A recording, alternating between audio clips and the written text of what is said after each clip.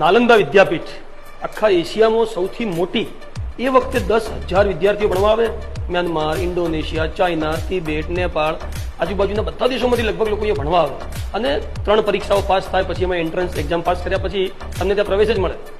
એવી જબરજસ્ત નાલંદા વિદ્યાપીઠને એક હરામી વ્યક્તિ આવ્યો અને સળગાઈ દીધી.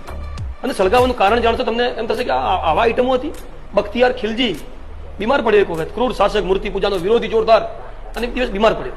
એટલો બીમાર પડ્યો, એટલો વિચિત્ર કે એ બહારથી આવેલો મધ્ય એશિયામાંથી, અને ઇન્ડિયાનું ખાવાનું પણ ના ખાય, બહારથી મંગા, અહીંના હકીમ ના રાખે, અહીંના રસોયા ના રાખે, બધું એનું એના પર વિશ્વાસ કરે નહીં, અને બીમાર પડ્યો, જોરદાર બીમાર પડ્યો. એના હકીમ બેઠા લસોટે જાય, જડીબુટ્ટી પાઈ જાય, બચવાનો કોઈ ચાન્સ નહીં. હવે આવા સમયે એક વ્યક્તિને કહે છે કે તમારે બચવું હોય તો નાલંદા વિદ્યાપીઠના મેડિસિન વિભાગના રાહુલ દેવશ્રી કરીને એક ત્યાંના ડીન છે, હાલના ડીન કહી શકાય, એમને બોલાવો, એ તમને બચાવી શકે. ખૂબ જીદ કર્યા બાદ જ્યારે એમ લાગી ગયું મરી જ જઈ, પછી આને બોલાવે, અને રાહુલ દેવશ્રી જે ડીન છે એ આવીને એને કહે છે કે યસ મારી પાસેની દવા છે.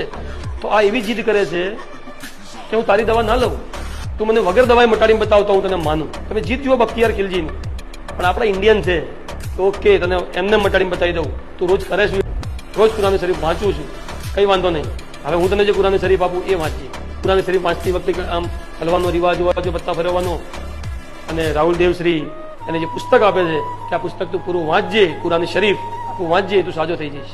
અને એ કુરાન શરીફ પૂરું કરતા કરતા સાજો થઈ જાય. બખ્તિયાર ખિલજીને એમ થાય છે કે મારા આટલા હકીમો મારી સાથે જે આયા એ ન કરી શક્યા, એ આને કઈ રીતે કર્યું, એ પણ કોઈ દવા તો મેં લીધી જ નથી. રાહુલ દેવશ્રીએ એ કુરાન શરીફના એક પેજ ઉપર એક પાવડરનો છંટકાવ કર્યો હતો કે જે આંગળી અડાડતી વખતે અને શ્વાસ લીધે વાંચતી વખતે પડતી વખતે એના શ્વાસથી અંદર ગયું, અને એ દવા અંદર જવાથી મટી ગયું. બખ્તિયાર ખિલજીને આ સહન ન થયું, એનો ઈગો હર્ટ થઈ ગયો કે મારા હકીમ જે ના કરી શક્યા એ અહીંયા નાલંદા વિદ્યાપીઠ વાળો કરી નાખ્યું, ભારત વાળા કરી નાખ્યું, ના ચાલે, ઈગો હર્ટ થયો. સીધો ત્યાં પહોંચી જાય છે. 10,000 વિદ્યાર્થીઓ જ્યાં ભણે છે એમને મારવાનું ચાલુ કરે. કેટલાય ભાગી ગયા. 1600-1500 જેટલા ત્યાં આગળ જે પંડિત છે, જે ગુરુઓ છે, ભણાવી રહ્યા છે, એમનું પણ કેટલે આમ કર્યું, અને લાઇબ્રેરી સળગાઈ દીધી. મિત્રો કહેવાય છે 6 મહિના સુધી આ લાઇબ્રેરી સળગી.